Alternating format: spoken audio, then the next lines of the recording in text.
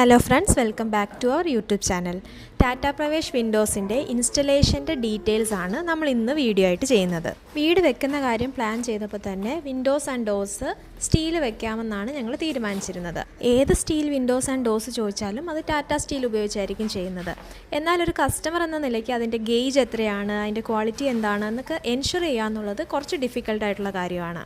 അങ്ങനെ അതിൽ കൂടുതൽ റിസർച്ച് നടത്തിയപ്പോഴാണ് ടാറ്റയുടെ ഓൺ ബ്രാൻഡായ ടാറ്റ പ്രവേശിലേക്ക് ഞങ്ങൾ എത്തിച്ചേർന്നത്. ഇതിൻ്റെ ഏറ്റവും വലിയ പ്രത്യേകത ഇതൊരു ഫുള്ളി ഫിനിഷ്ഡ് പ്രോഡക്റ്റാണ്. മറ്റ് സ്റ്റീൽ വിൻഡോസിൽ നമ്മൾ വിൻഡോ വാങ്ങിക്കഴിഞ്ഞാൽ അതിൽ ഗ്ലാസ് ഇടുക, പെയിൻറ്റ് ചെയ്യുക, ഇതൊക്കെ നമ്മൾ സെപ്പറേറ്റ് ആയിട്ട് ചെയ്യിപ്പിക്കണം.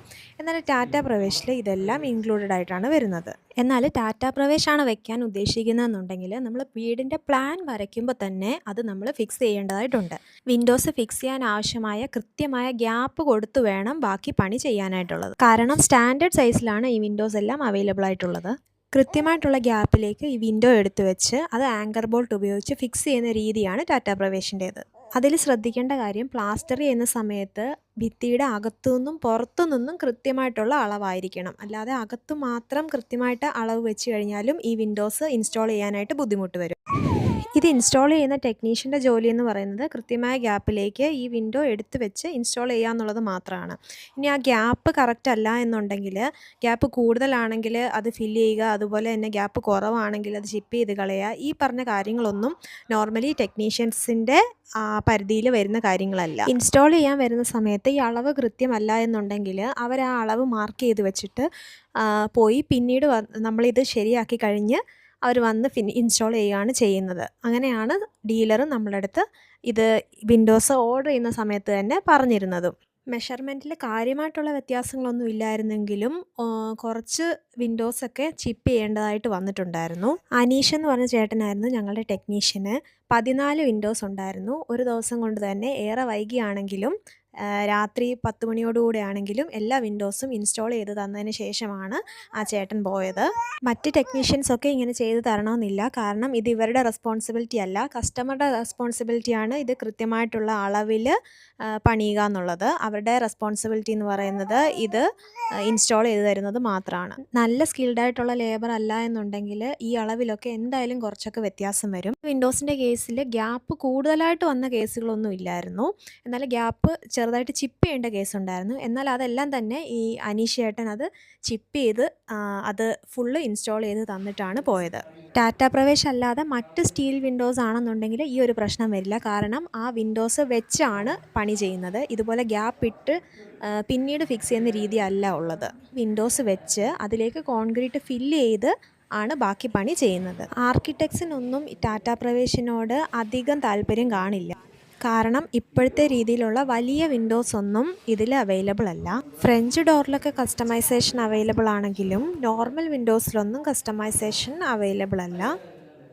സ്റ്റാൻഡേർഡ് സൈസിലുള്ള വിൻഡോസ് ആൻഡ് ഡോർസ് ആണ് അവൈലബിൾ ആയിട്ടുള്ളത്. ഞങ്ങളുടെ ആർക്കിടെക്റ്റും കോൺട്രാക്ടറും ഒന്നും ടാറ്റ പ്രവേശ് വെച്ച് വർക്ക് ചെയ്ത് എക്സ്പീരിയൻസ് ഉള്ളവരായിരുന്നില്ല. പ്ലാൻ വരയ്ക്കുന്നതിന് മുൻപ് തന്നെ ഞങ്ങൾ ആർക്കിടെക്റ്റിനോട് പറഞ്ഞിരുന്നു ഞങ്ങൾ ടാറ്റ പ്രവേശാണ് യൂസ് ചെയ്യാൻ ഉദ്ദേശിക്കുന്നത്. അതുപോലെ അതിൻ്റെ അവൈലബിൾ ആയിട്ടുള്ള സൈസുകളെല്ലാം നമ്മൾ അദ്ദേഹത്തിന് കൊടുത്തിരുന്നു. അപ്പോൾ ആ സൈസ് വെച്ചിട്ടാണ് പ്ലാൻ വരച്ചിരുന്നത്. ഡീലർ ഞങ്ങളോട് പറഞ്ഞത് പ്ലാസ്റ്ററിങ്ങിന് ശേഷം വിൻഡോസ് ഫിക്സ് ചെയ്യാം, അതുപോലെ എല്ലാ വർക്കും കഴിഞ്ഞതിന് ശേഷം, ടൈൽ വർക്കും എല്ലാം കഴിഞ്ഞതിന് ശേഷം ഡോറ് ഫിക്സ് ചെയ്യാം എന്നാണ് പറഞ്ഞിരുന്നത്. ഇതൊരു ഫുള്ളി ഫിനിഷ്ഡ് പ്രോഡക്റ്റ് ആണെന്ന് പറഞ്ഞല്ലോ. പ്ലാസ്റ്ററിങ് കഴിഞ്ഞും ധാരാളം വർക്ക് ബാക്കി നിൽക്കുന്നുണ്ട്. ഇത് ഇൻസ്റ്റാൾ ചെയ്ത് കഴിഞ്ഞാൽ പിന്നെ എങ്ങനെയായിരിക്കും ഉണ്ടായിരിക്കുക എന്നുള്ളൊരു ആശങ്ക ഞങ്ങൾക്കുണ്ടായിരുന്നു. അതുകൊണ്ട് തന്നെ വിൻഡോസും ഏറ്റവും ലാസ്റ്റിലേക്ക് ഫിക്സ് ചെയ്യാം എന്നാണ് ഞങ്ങൾ തീരുമാനിച്ചിരുന്നത്. ജനുവരി 2025 ഞങ്ങൾ വിൻഡോസ് ആൻഡ് ഡോർസിൻ്റെ ഓർഡർ കൊടുത്തത്. ഓർഡർ ചെയ്യുമ്പോൾ തന്നെ 50% എമൗണ്ട് നമ്മൾ അഡ്വാൻസ് ആയിട്ട് പേ ചെയ്യേണ്ടതായിട്ടുണ്ട്. നമ്മൾ ഓർഡർ കൊടുക്കുന്നതിനനുസരിച്ചാണ് ഇതിൻ്റെ പ്രൊഡക്ഷൻ നടക്കുന്നത്. അതുകൊണ്ട് തന്നെ ഒരു പ്രാവശ്യം നമ്മൾ ഓർഡർ കൊടുത്തു കഴിഞ്ഞാൽ പിന്നീട് ഈ അഡ്വാൻസ് കൊടുത്ത എമൗണ്ട് തിരിച്ചു കിട്ടാനോ അതുപോലെ ക്യാൻസൽ ചെയ്യാനോ ഒന്നുമുള്ള ഓപ്ഷൻ ഇല്ല. ഓർഡർ കൊടുത്തു കഴിഞ്ഞ് ഒരു 4 to 6 months ഒക്കെയാണ് ഡെലിവറി ടൈം പറയുന്നത്. 50% നമ്മൾ അഡ്വാൻസ് കൊടുത്തു കഴിഞ്ഞ് ബാക്കി 50% ഡെലിവറി ചെയ്യുന്ന സമയത്താണ് കൊടുക്കേണ്ടതായിട്ടുള്ളത്. എത്ര നാളുകൊണ്ടാണ് നമ്മൾ വീട് പണി കംപ്ലീറ്റ് ചെയ്യാൻ ഉദ്ദേശിക്കുന്നതെന്ന് ഏകദേശം ഒന്ന് കാൽക്കുലേറ്റ് ചെയ്തിട്ട് വേണം നമ്മൾ ഓർഡർ കൊടുക്കാനായിട്ട്.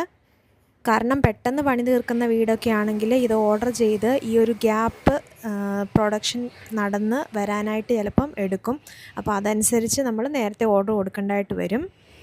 ഇനി അതല്ല നല്ല ടൈം എടുത്താണ് പണി നടക്കുന്നതെന്നുണ്ടെങ്കിൽ നമ്മൾ അതനുസരിച്ച് മാത്രം ഓർഡർ കൊടുത്താൽ മതിയാവും. കാര്യം പ്രൊഡക്ഷൻ കഴിഞ്ഞ് കഴിഞ്ഞാൽ നമ്മളത് ഫാസ്റ്റായിട്ട് ഡെലിവറി എടുക്കേണ്ടതായിട്ട് വരും. ഞങ്ങളെ സംബന്ധിച്ചിടത്തോളം സൈറ്റിൽ കുറച്ച് ഡിലേ വന്നിരുന്നു. അതുകൊണ്ട് തന്നെ 6 മന്ത്സ് ടൈം കഴിഞ്ഞിട്ടാണ് നമ്മൾ ഡെലിവറി എടുത്തത്. അതുകൊണ്ട് തന്നെ പെട്ടെന്ന് നമ്മൾ ഡെലിവറി എടുക്കാനായിട്ട് നിർബന്ധിതരായിരുന്നു. അങ്ങനെ വരുമ്പോൾ ഉള്ളൊരു പ്രശ്നം എന്താണെന്ന് വെച്ചാൽ സൈറ്റിൽ വേറെ വർക്കുകൾ നടന്നുകൊണ്ടിരിക്കുമ്പോൾ ഇത് സ്റ്റോർ ചെയ്യാനായിട്ടുള്ളൊരു സ്ഥലമില്ലെന്നുണ്ടെങ്കിൽ ഇതൊരു ഫുള്ളി ഫിനിഷ്ഡ് പ്രോഡക്റ്റ് ആയതുകൊണ്ട് തന്നെ അതിനെന്തെങ്കിലും ഡാമേജ് ഒക്കെ വരാനുള്ളൊരു സാധ്യതയുണ്ട്. പിന്നെ ഇതിൻ്റെ ഒരു പ്രാക്ടിക്കൽ ഡിഫിക്കൽട്ടി എന്ന് പറയുന്നത് നമ്മൾ വിൻഡോസ് ആൻഡ് ഡോർസ് ഇല്ലാതെ പണി ചെയ്തു പോകുന്നതുകൊണ്ട് തന്നെ ഇലക്ട്രിക്കൽ വയറിംഗ് ഒക്കെ ചെയ്യുന്ന സമയത്ത് നമ്മൾ വിൻഡോസ് ആൻഡ് ഡോർസ് ഒന്നും ഇല്ലാത്തത് കൊണ്ട് തന്നെ ഞങ്ങളുടെ ഇലക്ട്രീഷ്യൻ ആണെങ്കിൽ വയറ് വലിക്കാനായിട്ട് തയ്യാറല്ലായിരുന്നു. കാരണം അത് മോഷണം പോകാനൊക്കെ ഉള്ളൊരു സാധ്യത പറഞ്ഞിട്ട്. അതുകൊണ്ട് തന്നെ വയറ് വലിക്കുന്നതിന് മുൻപായിട്ട് ഞങ്ങൾ വിൻഡോസ് എല്ലാം ഫിക്സ് ചെയ്തു. പക്ഷേ ഡോറ് നമുക്ക് ആ സമയത്ത് ഫിക്സ് ചെയ്യാൻ പറ്റില്ല. അതുകൊണ്ട് തന്നെ ഒരു ടെമ്പററി ഡോറ് വെക്കേണ്ടതായിട്ട് വന്നു. പുട്ടി വർക്കിന് മുൻപായിട്ട് വിൻഡോസ് ഫിക്സ് ചെയ്ത് കഴിഞ്ഞാൽ എന്തെങ്കിലും ഗ്യാപ്പൊക്കെ ഉണ്ടെങ്കിൽ അത് നമുക്ക് ഫില്ല് ചെയ്ത് പോകാമെന്നാണ് വിചാരിച്ചിരുന്നത്.